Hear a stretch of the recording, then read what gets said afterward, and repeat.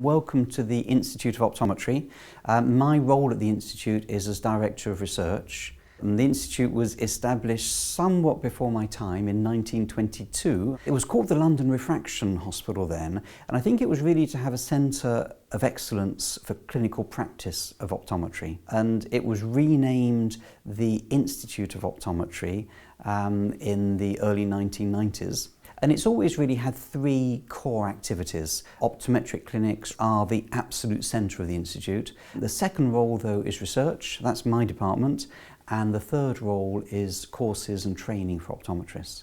And I think this is an area that we've become somewhat quieter in recent years, and then I think the new Chief Executive, Rob Riddlesdale, is quite interested in regenerating courses and training here at the Institute, which I think will be a very good thing.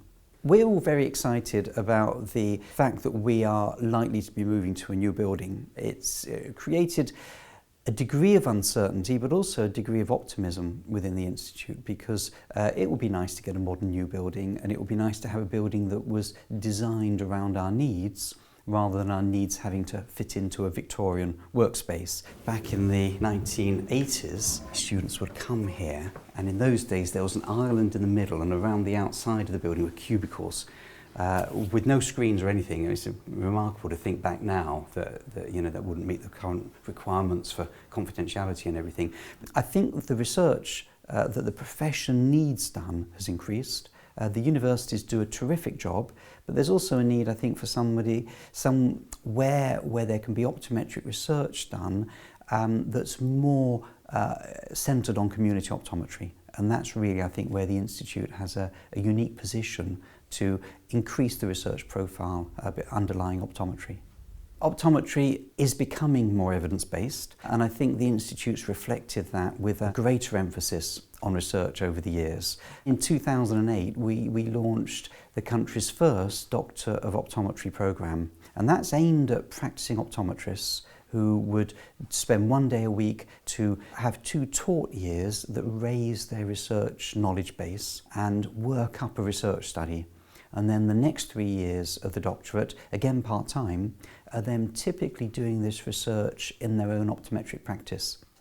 And like all the research we do here, the research will be of direct relevance to a practicing optometrist. And they will be doing research on any topic that they find interesting and that we think is workable as a research study. I mean, we'll always seek first and foremost to publish the research we do here in peer-reviewed journals. But our policy has always been to then try and publish a summary in a clinical magazine like Optometry Today that the profession read in a format that's digestible by practicing optometrists. And we feel that covering both bases is really important. We had our first 3 finish last year, and we have 8 in the process at the moment. And the interesting thing about it is it's very much diversified the range of research that we do. Anything that involves optometry or the practicing optometrist can be the subject of a doctorate in this programme. But I think there's a need really for a research-based core underlying the profession's activities. And I think the Aston Professional Doctorate and our Professional Doctorate are ways that practitioners can really raise their research training and research experience to a doctorate level. Now, there's no better way to demonstrate on your CV that you stand out from the crowd than to have a doctorate. And that has always been one reason why optometrists pursue PhDs. And the beauty of the professional doctorate is that is a more accessible route to a doctorate than a PhD for a practicing optometrist.